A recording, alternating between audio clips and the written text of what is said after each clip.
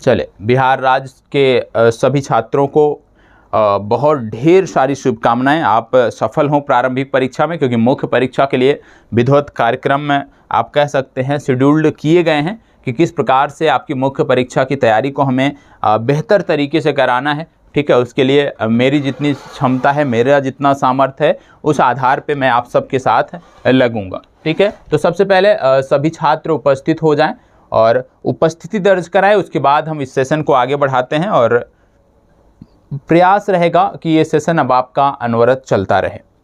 चलिए, सभी उपस्थित हो जाएं।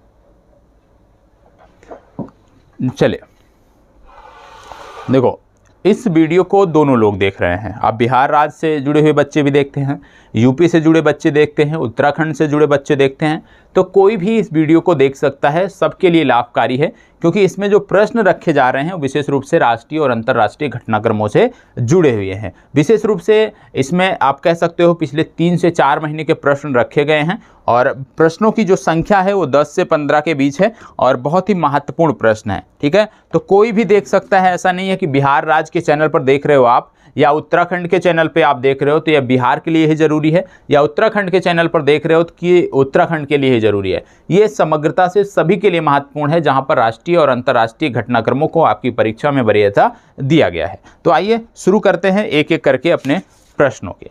आज का राष्ट्रीय घटनाक्रम से जुड़ा हुआ जो पहला प्रश्न है वो आपके सामने है। हाल ही में चर्चा में रहा थोल झील वन्य जीव अभयारण्य किस राज्य से संबंधित है? चलें बताएं।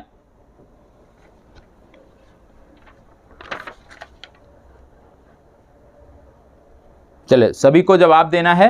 हाल ही में चर्चा में रहा थोल झील वन्य जीव अभयारण्य किस राज्य से संबंधित है? सभी को जवाब देना है। कोई भी ऐसा छात्र नहीं रहेगा जो इसका जवाब ना दे। यदि आप परीक्षा देना चाहते हैं, आप अपनी तैयारियों के प्रति आप कह सकते हो संजीदा हैं, आप अपनी परीक्षा के प्रति संजीदा हैं, गंभीर हैं, तो आपको जवाब देना बनता है। हाल ही में चर्चा में रहा थोल झील वन्य जीव अभयारण्य किस राज्य से संबंधित है? और एक बात और बता दें, आप में से जितने भी छात्र अभी देख रहे हैं, आपके कितने प्रश्न सही हो रहे हैं यह भी आप कमेंट बॉक्स में बताएंगे, क्योंकि जानना यह भी जरूरी है कि यदि आप पढ़ रहे हो तो आप कितने प्रश्नों का सही जवाब दे पा रहे हो, तो यह भी आपको कमेंट बॉक्स में बताना है।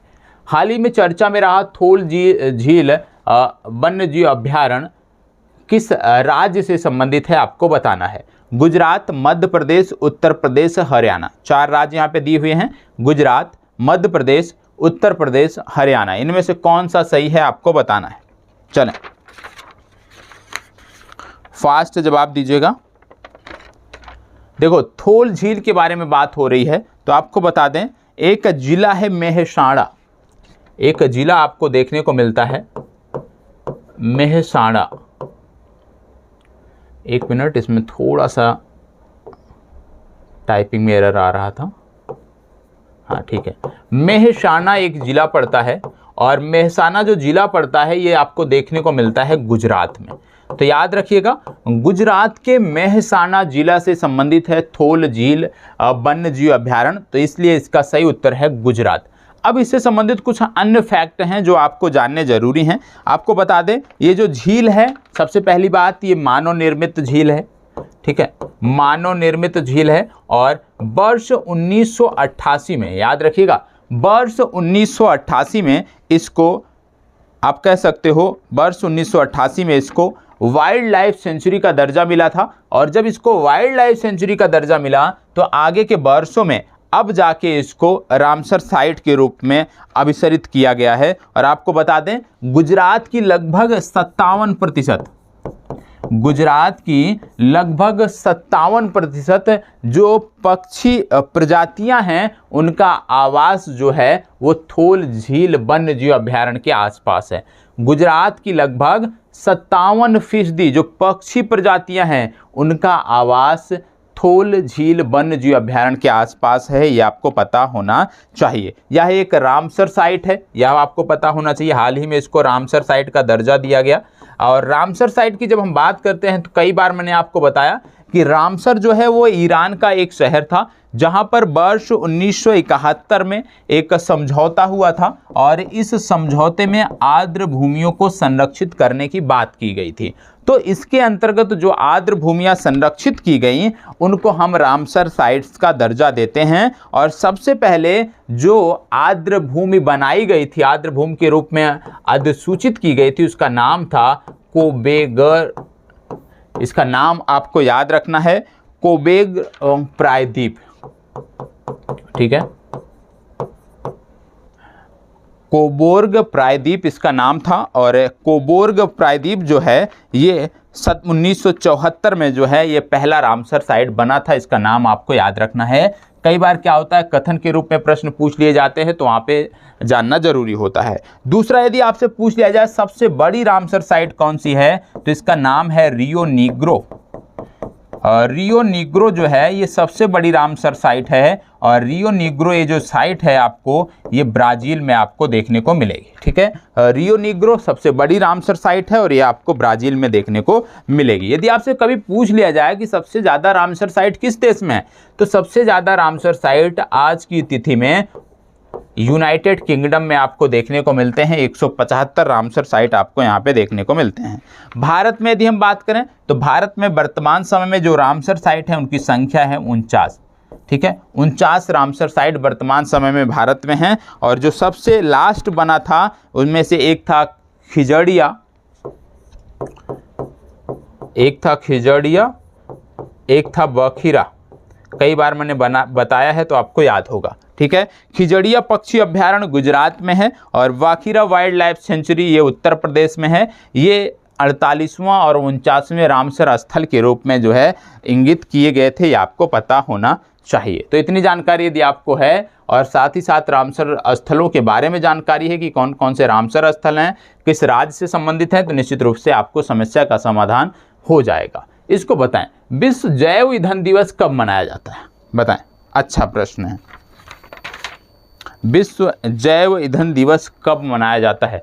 अच्छा प्रश्न इसलिए है क्योंकि भारत सरकार लगातार जैव ईंधन की तरफ बढ़ रही है। भारत सरकार लगातार जो गांव में अभी तक ग्रामीण क्षेत्रों में लकड़ी पे खाने बनाए जाते थे, किचन संचालित होते थे लकड़ी पर, उनको आप कह सकते हो कि फ्री गैस सिलेंडर के माध्यम से गैस सिलेंडर उपलब्ध कराकर वहां से हटाया है लोगों को। और पर्यावरण की दृष्टि से भी और स्वास्थ्य की दृष्टि से भी एक बेहतर कदम इसको कहा जा सकता है। तो विश्व जैव ईंधन दिवस कब मनाया जाता है, सबसे पहले आप इसको बताएं। तो आपको बता दें, विश्व जैव ईंधन दिवस प्रत्येक वर्ष 10 अगस्त को मनाया जाता है। भारत सरकार ने, आपको पता होगा, 2 योजनाएं आपको याद रहनी चाहिए। पहला है उज्ज्वला 1.0, दूसरा है उज्ज्वला जो इस समय चल रही है उज्ज्वला 2.0। उज्ज्वला 2.0 में ऐसे वर्गों को आप कह सकते हैं कवर करने का प्रयास किया गया है जिनको 1.0 के अंतर्गत नहीं कवर किया गया था, जिनको पहले चरण में नहीं शामिल किया गया था, ये आपको पता होना चाहिए। और इसकी जो शुरुआत हुई उज्ज्वला 2.0 की, ये अगस्त माह में 2021 में शुरुआत हुई। ठीक है, कहाँ से हुई यदि पूछा जाए तो महोबा से इसकी शुरुआत हुई, पूछा जा सकता है। ठीक है, यदि कभी पूछ लिया जाए कि उज्ज्वला 1.0 की शुरुआत कहाँ हुई थी, तो 2016 में इसकी शुरुआत हुई थी। ये भी उत्तर प्रदेश से हुई थी, उत्तर प्रदेश के बलिया, ठीक है, बागी बलिया भूमि से इसकी शुरुआत हुई थी। आप जानते होंगे बलिया जो है इतिहास में इसका नाम दर्ज है, इतिहास पढ़ते होंगे तो वहाँ पे बहुत सारे वीर ऐसे देखने को मिलते होंगे। ठीक है, चित्तू पांडे का नाम आपने सुना होगा। तो इस तरह से चीज़ों को आपको याद रखने की ज़रूरत है। उज्ज्वला 2.0 अगस्त 2021 महोबा से, उज्ज्वला 1.0 2016 और बलिया से शुरुआत इसकी हुई है। क्योंकि हम जैव ईंधन की बात कर रहे हैं तो इसलिए इसकी चर्चा करना ज़रूरी था। हाल ही में चर्चा में रहा उमलिंग ला दर्रा किस राज्य से संबंधित है, बताएं। उमलिंग ला दर्रा किस राज्य से संबंधित है। उमलिंग ला दर्रा किस राज्य से संबंधित है।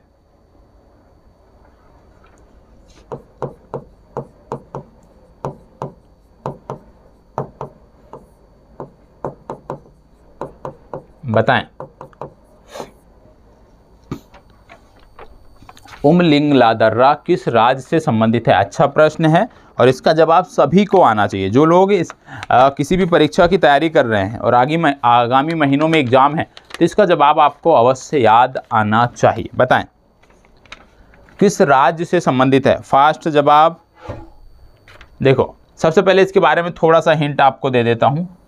आपको बता दें हिमांक प्रोजेक्ट एक बहुत पहले प्रारंभ किया गया था। हिमांक प्रोजेक्ट के अंतर्गत ये आता है, तैयार किया गया। ठीक है। दूसरी बात यदि मैं इसके बारे में बता दूं तो इसके अतिरिक्त आप इसके बारे में जान सकते हो कि BRO border road organisation BRO द्वारा निर्मित है। और जैसे मैंने बोला BRO, तुरंत आपको पता हो गया बॉर्डर रोड ऑर्गेनाइजेशन।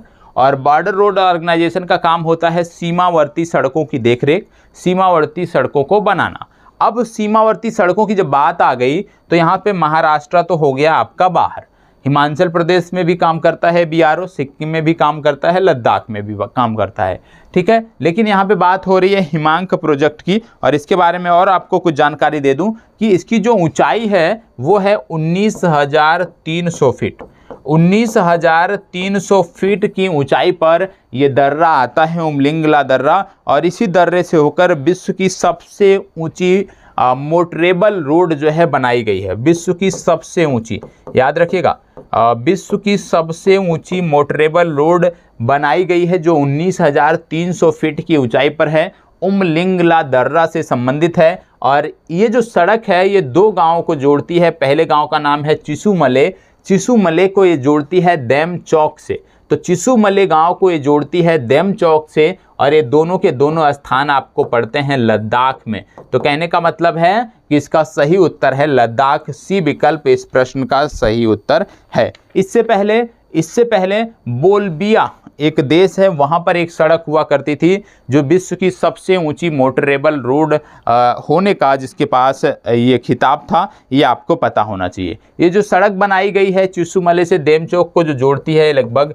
52 किलोमीटर लंबी सड़क है, ये आपको पता होना चाहिए। तो कहने का मतलब ये लद्दाख से संबंधित है, ये आपको पता होना चाहिए। और जब लद्दाख की बात करते हैं तो आपको पता है जब जम्मू कश्मीर और लद्दाख अलग हुए तो यहाँ पे इनके जो राजकीय चिन्ह थे, कह सकते हैं आप, वो भी अलग हुए। जैसे राजकीय पशु इनका जो था वो चेंज हुआ, राजकीय पशु, राजकीय पक्षी जो था वो चेंज हुआ। अब वर्तमान समय में हम देखें लद्दाख का राजकीय पशु क्या है, तो लद्दाख का राजकीय पशु जो है वो है हिम तेंदुआ, ये आपको पता होना चाहिए। और राजकीय पक्षी यदि हम बात करें तो काली गर्दन वाली सारस जो है ये लद्दाख की राजकीय पक्षी है। ये दोनों आपको पता होने चाहिए।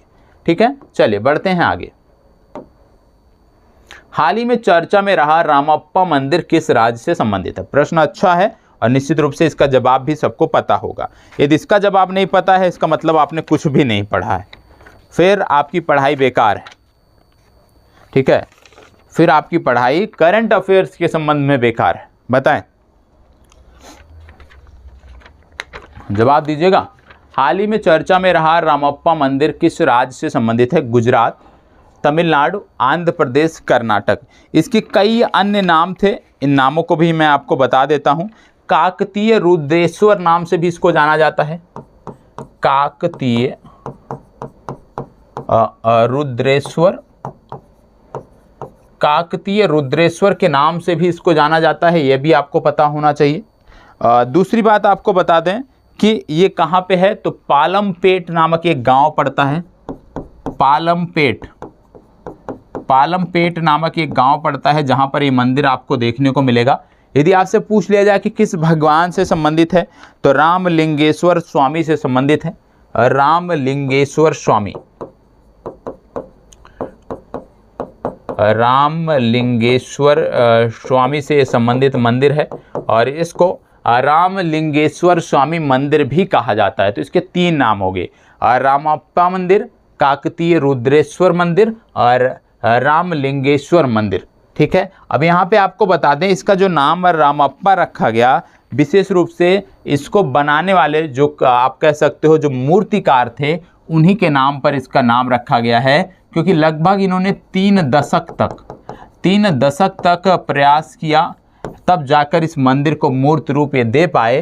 तो इसी वजह से इनका नाम रामप्पा नाम था उनका, और उन्हीं के नाम पर इसका नाम रख दिया गया। और आपको बता दें कि ये जो है हमारा आप कह सकते हो विश्व धरोहर स्थल है। ये भारत का 39वां विश्व धरोहर स्थल बना था 39वां विश्व धरोहर स्थल, और इसी के साथ साथ 40वां विश्व धरोहर स्थल भी बनाया गया था, वो था धौलावीरा। तो शायद अब आपको कुछ याद आ रहा हो कि रामाप्पा मंदिर और धौलावीरा को विश्व धरोहर स्थल के रूप में मान्यता दी गई थी। अब यहाँ पे प्रश्न पे हम आ जाते हैं कि ये कहाँ से संदर्भित है, तो आपको बता दें ये संबंधित है तेलंगाना से, मतलब इसका सही उत्तर है ई विकल्प। ठीक है, ये मंदिर कहाँ पे है? तेलंगाना में।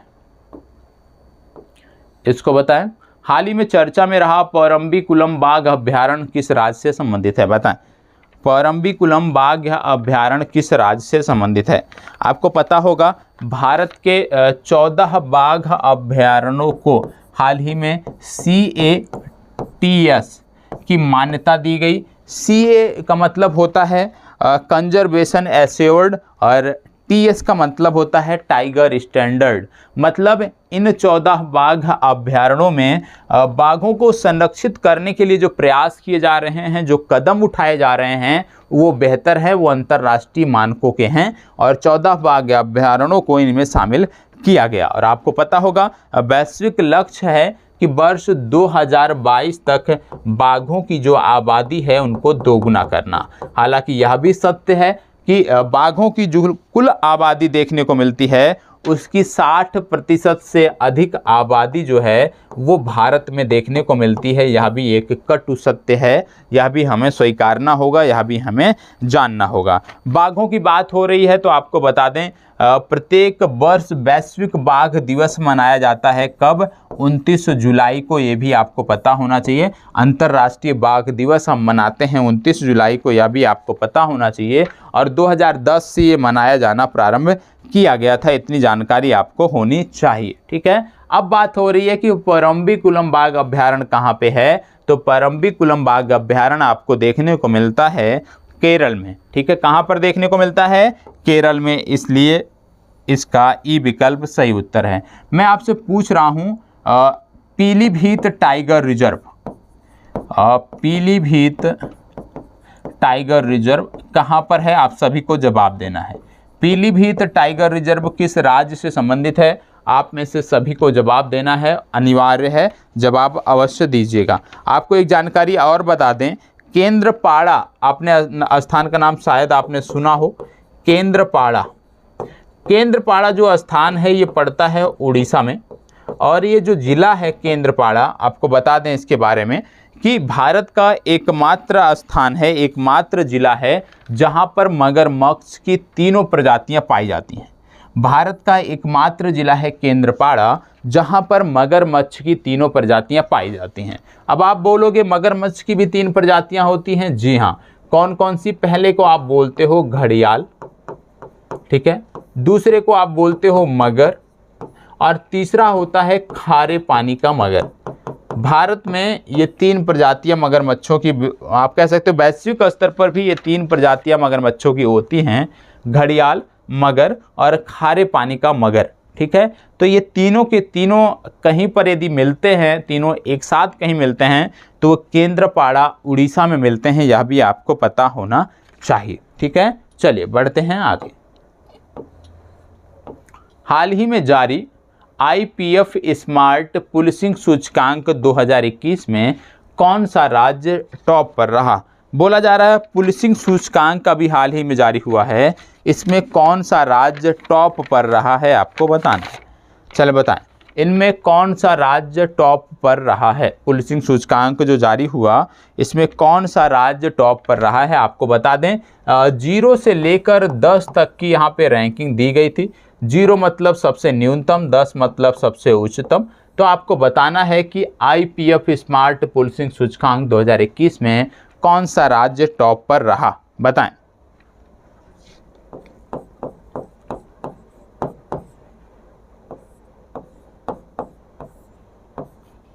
जवाब दीजिएगा, कौन सा राज्य टॉप पर रहा? देखो, इसमें टॉप पर था आंध्र प्रदेश, और यहाँ पे दिया नहीं हुआ है, इसका मतलब है ई विकल्प इसका सही उत्तर है। ठीक है, इसमें टॉप पर था आंध्र प्रदेश, तो नोट कर लीजिएगा, इसमें टॉप पर था आंध्र प्रदेश। और सबसे निम्नतम स्थान पर यदि कौन सा राज्य था यदि पूछ लिया जाए तो इसमें सबसे निम्नतम स्थान पे था बिहार, इसका स्थान था 29वां। नीचे से जो दूसरे नंबर पर टॉप किया वो था उत्तर प्रदेश और इसका स्थान था 28वां। उत्तराखंड की यदि हम बात करें, क्योंकि उत्तराखंड के भी छात्र इसको देख रहे हैं, तो उत्तराखंड का जो स्थान था ये था 15वां। ठीक है, तो याद रखना है इस IPF पुलिसिंग सूचकांक में आंध्र प्रदेश टॉप पर रहा, बिहार अंतिम से टॉप पर रहा, यूपी अंतिम से दूसरे स्थान पर रहा और उत्तराखंड का स्थान 15वां रहा। ये आपको पता होना चाहिए। ठीक है, चलिए आगे बढ़ते हैं। चलो यहाँ पे एक रैंकिंग के बारे में बात हो रही है। ये है QS, नोट कर लीजिएगा, QS Asia university ranking. QS Asia university ranking में भारतीय विश्वविद्यालयों में कौन से विश्वविद्यालय ने शीर्ष स्थान प्राप्त किया। देखो QS एशिया यूनिवर्सिटी जो रैंकिंग थी ये 14वां संस्करण था इसमें, और इस रैंकिंग में जो सबसे ज़्यादा विश्वविद्यालय शामिल किए गए थे वो चीन के 126 विश्वविद्यालय, भारत के टोटल 118 संस्थान इसमें शामिल किए गए थे। अब बात आती है कि भारत के कितने छात्रों ने कितने संस्थानों ने बेहतर स्थान अर्जित किया, ये आपको बताना है। सबसे पहले आपको बता दें टॉप पर इनमें कौन सा संस्थान था। तो इसमें ओवरऑल कैटेगरी में जो टॉप पर संस्थान था उसका नाम था national university of Singapore. National university of Singapore QS Asia university ranking में टॉप स्थान पे था। दूसरे स्थान पे था पेकिंग विश्वविद्यालय चीन का। यहाँ पे बात हो रही है प्रश्न में कि भारत का कौन सा संस्थान इस रैंकिंग में प्रथम स्थान पे था। तो बताएं भारत का कौन सा संस्थान इस रैंकिंग में प्रथम स्थान पर था। चलें,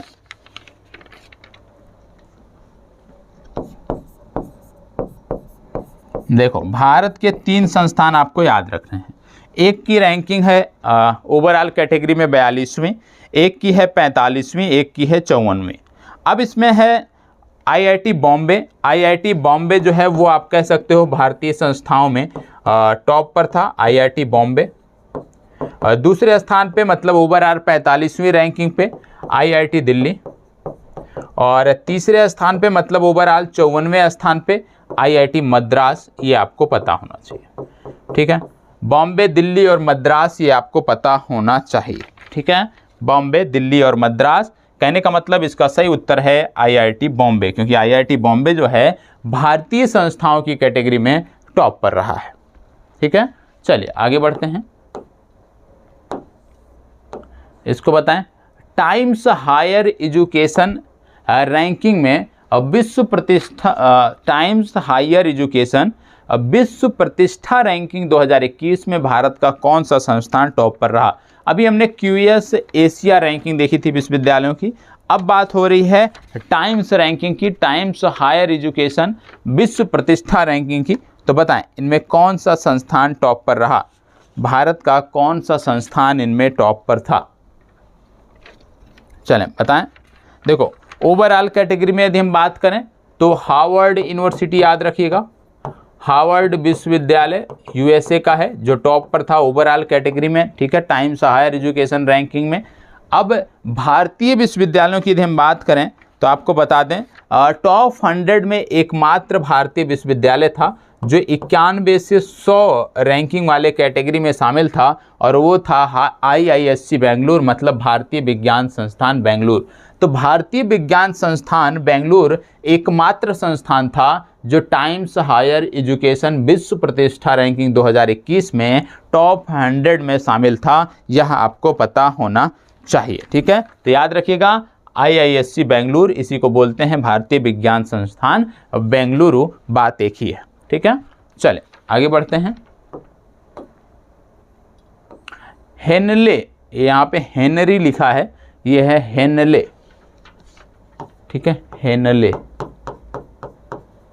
हेनले पासपोर्ट सूचकांक 2021 में भारत का स्थान क्या रहा, बताएं। हेनले पासपोर्ट सूचकांक 2021 में भारत का स्थान क्या रहा, बताएं।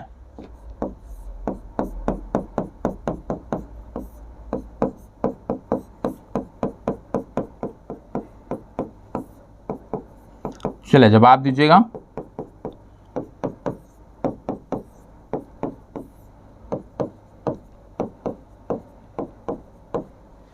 चलें, हेनले पासपोर्ट इंडेक्स में भारत का स्थान क्या रहा। और आपको बता दें अभी तक की जो सबसे खराब रैंकिंग है वो रही भारत की। इससे बुरी रैंकिंग, पासपोर्ट रैंकिंग अभी तक भारत की नहीं रही है। भारत इस श्रेणी में, इस इंडेक्स में, इस सूचकांक में 90वें स्थान पर रहा है। और भारत से यदि हम बात करें, भारत का स्थान हो गया 90वां स्थान। और भारत के जो नागरिक हैं वो 98 देशों में वीज़ा मुक्त यात्रा कर सकते हैं। जापान की यदि हम बात करें, पहले स्थान पर रहा। और जापान के नागरिक पूरे विश्व में 192 देशों में वीज़ा मुक्त यात्रा कर सकते हैं। सिंगापुर के नागरिक भी 192 देशों में, और दूसरे स्थान पर रहा जर्मनी। तो पहले स्थान पर जापान और सिंगापुर संयुक्त रूप से रहे, दूसरे स्थान पर जर्मनी रहा। भारत का यदि हम बात की जाए तो भारत का स्थान 90, ये पोजीशन भारत की थी। और अब तक की सबसे खराब पोजीशन भारत की हेनले पासपोर्ट इंडेक्स में रही है, ये आपको पता होना चाहिए। इसको रट जाना है, कई बार ये हेनले पासपोर्ट इंडेक्स पूछा जाता है। रूल ऑफ लॉ इंडेक्स 2021 में भारत का स्थान क्या रहा। रूल ऑफ लॉ इंडेक्स 2021 में भारत का स्थान क्या रहा, बताएं।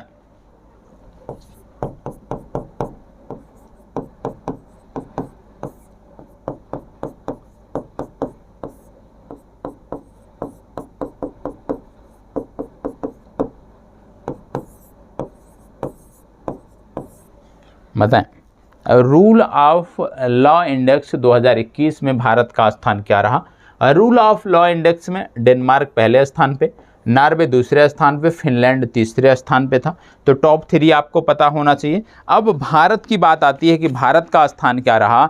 तो भारत का जो इसमें स्थान रहा वो 79, ठीक है। सी विकल्प इस प्रश्न के लिए सही उत्तर है। तो इसको रट जाना है आपको, क्योंकि सूचकांक से संबंधित प्रश्न काफ़ी ज़्यादा पूछे जाते हैं। इसको बताएं। विश्व बैंक द्वारा विदेशों से धन प्राप्त करने वाले देशों की जारी किए गए सूची में भारत का स्थान क्या रहा। अब विश्व बैंक द्वारा विदेशों से धन प्राप्त करने वाले देशों की जो सूची जारी की गई है उसमें भारत का स्थान क्या रहा है, बताएं।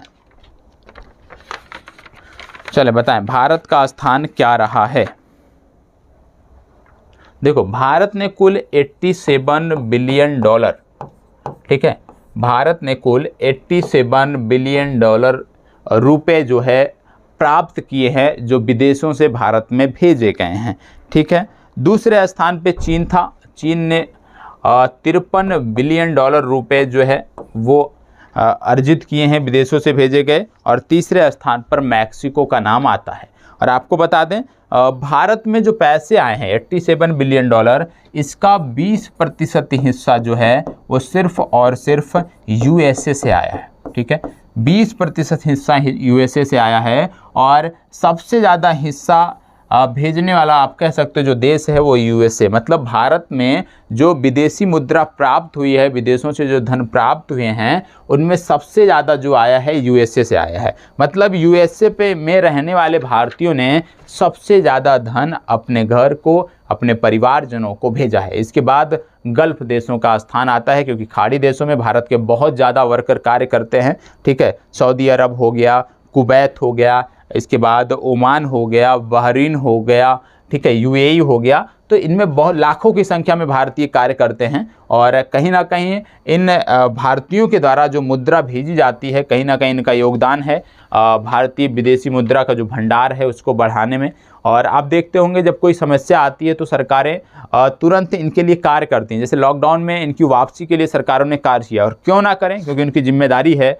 जिम्मेदारी इसलिए है क्योंकि यही भारतीय हैं जो भारतीय विदेशी मुद्रा का जो भंडार है उसको बढ़ाने में महत्वपूर्ण योगदान देते हैं। और सबसे ज़्यादा अमेरिका से आया। अमेरिका से इस संदर्भ में भी, क्योंकि अमेरिका में जो भारतीय कार्य कर रहे हैं, जो भारतीय लोग जॉब कर रहे हैं, उनकी जो सैलरी है वो काफ़ी उच्च है, ठीक है, उस रेशियो में। बाकी जो गल्फ देशों में कार्य कर रहे हैं उनकी सैलरी आप कह सकते हो 2000 दिरहम, 2500 दिरहम, इस तरह से है। जबकि अमेरिका में जो कार्य कर रहे हैं वो हज़ारों, 10,000, 15,000, 20,000 डॉलर तक कमाते हैं, मैक्सिमम 50,000, 60,000 डॉलर तक कमाते हैं। तो उस रेशियो में यदि देखा जाए तो यूएसए का जो हिस्सा है वो सबसे बड़ा है, ये आपको पता होना चाहिए, ठीक है।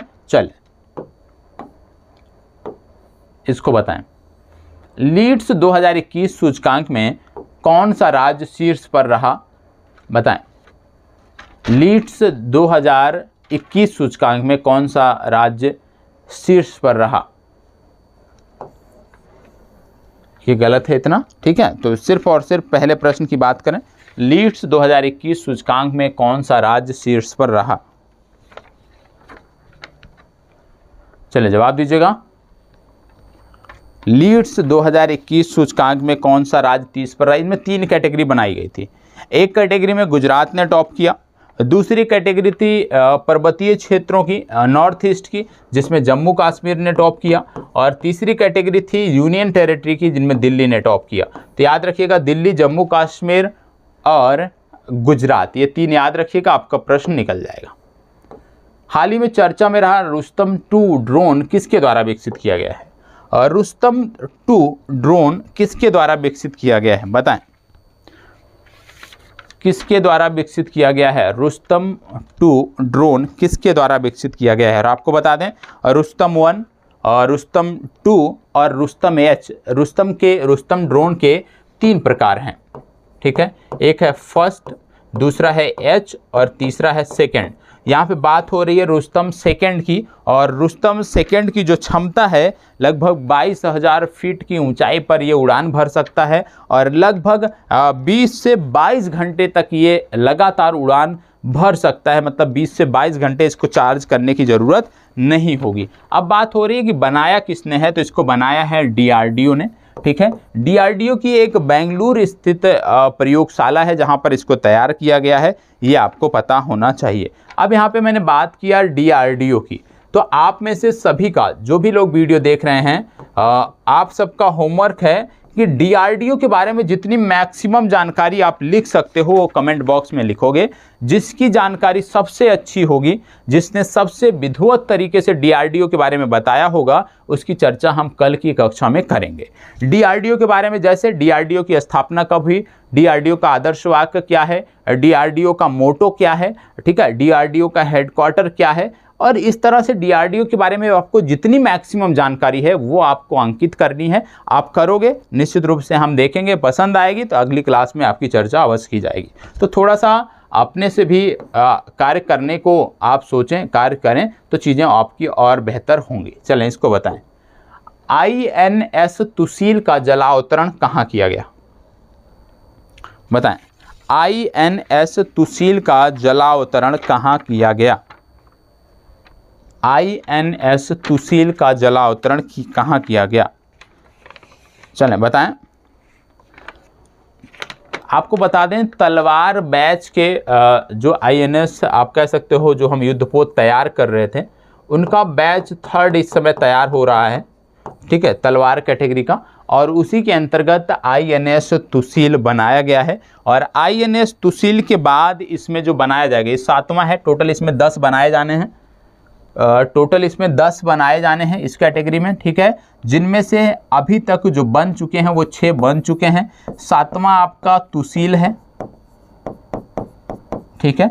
इसके बाद 7वां तुसील हो गया। 8वां की बात करें तो 8वां आपका तमला है, ये आपको पता होना चाहिए। ये दोनों जो हैं अलग बन रहे हैं, और बाकी का जो 9वां और 10वां है ये भारत में बनाए जाएंगे, ठीक है। भारत में वो अभी गोवा शिपयार्ड में बनाए जाएंगे, ठीक है।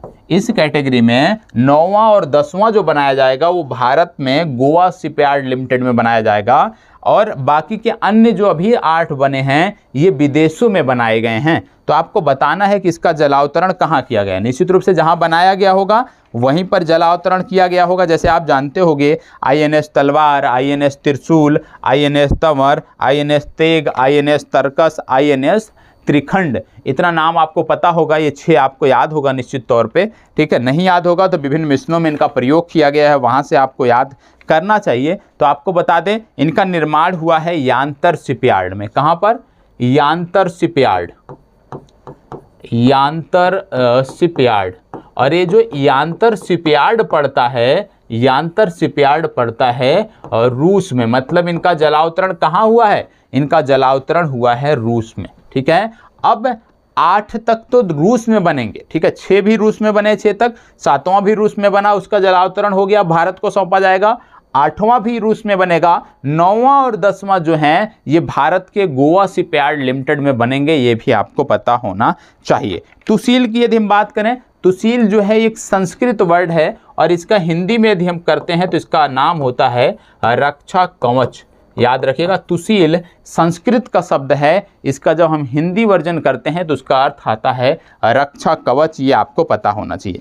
आप जानते हो रूस के साथ हमारे मित्रवत संबंध है और बहुत सारी तकनीकी है जिस पर भारत और रूस मिलकर काम कर रहे हैं। हमारे पास ब्रह्मोस मिसाइल है, ब्रह्मोस मिसाइल भारत और रूस ने मिलकर बनाई है, तभी तो इसका नाम रूस की मॉस्कवा नदी और भारत की ब्रह्मपुत्रा नदी, इन दोनों नदियों के नाम पर रखा गया है, ठीक है। तो भारत और रूस के ज्वाइंट वेंचर से, जैसे क्लाशनिकोव राइफल जो अमेठी में बन रही है, वो भी भारत और रूस का ज्वाइंट वेंचर है। तो याद रखना है, भारत और रूस के रक्षा संबंध बहुत ही बेहतर हैं और वैश्विक परिदृश्य में जब हमें चीन और पाकिस्तान दोनों से खतरा है, ऐसे में ज़रूरी है कि रूस के साथ जो है हमारे संबंध बेहतर बने रहें। और इसी के कारण आप यूक्रेन विवाद पे देख रहे होंगे कि भारत रूस के एक प्रकार से साथ ही है। यूक्रेन के पक्ष में भारत ने कभी भी जो है कोई बयान नहीं दिया है और ना ही वैश्विक मंचों पर रूस का विरोध किया है, यह भी देखने वाली बात है, ठीक है। चलिए अगला प्रश्न, हाल ही में चर्चा में रहे high speed expendable aerial target Abhyas को किसने बनाया है? हाल ही में चर्चा में रहे high speed expendable aerial target Abhyas को किसने बनाया है, बताएं। इसको बनाया है DRDO ने, ठीक है। चलिए इसको बताएं। भारत में IVF तकनीक से सर्वप्रथम गाय के बछड़े का जन्म किस राज्य में हुआ? ध्यान दीजिएगा, प्रश्न दो तरह से पूछे जाते हैं इसमें। पहला यहाँ पे देख लीजिए किसके बात हो रही है, गाय के बछड़े की बात हो रही है या भैंस के बछड़े की बात हो रही है, दोनों का जवाब अलग अलग होगा। तो गाय या भैंस क्या पूछा जा रहा है उस पर आपको ध्यान देने की ज़रूरत है। यहाँ पे आपको बता दें भैंस के बारे में, क्योंकि अभी हाल ही में गुजरात का सोमनाथ जिला है, सोमनाथ जिला है जहाँ पे बन्नी नस्ल के बछड़े का जन्म IVF तकनीक से हुआ है और इस गांव का नाम है धनेज, ठीक है। सोमनाथ जिले का धनेज गांव है जहां पर भैंस के बछड़े का जन्म हुआ है और जो भैंस है उसकी जो प्रजाति है वो है बन्नी नस्ल की जो भैंस होती हैं विशेष रूप से कच्छ का जो क्षेत्र है वहां पर पाई जाती हैं, ठीक है। अब यहाँ पे प्रश्न में क्या पूछा गया है, गाय के बारे में बात हो रही है। तो आपको बता दें गाय के बछड़े का जो जन्म हुआ था वो हुआ था गोपाल नगर। कहाँ पे? गोपाल नगर। और कब हुआ था? वर्ष 2017 में हुआ था। और गोपाल नगर कहाँ पर पड़ता है तो आपको बता दें ये पड़ता है छत्तीसगढ़ में, ठीक है। तो ये भी आपको पता होना चाहिए। तो इतनी जानकारी यदि आपके पास है तो निश्चित रूप से कोई समस्या आपको देखने को नहीं मिलेगी, ठीक है। तो आज के लिए अपनी चर्चा को यहीं पे समाप्त करते हैं।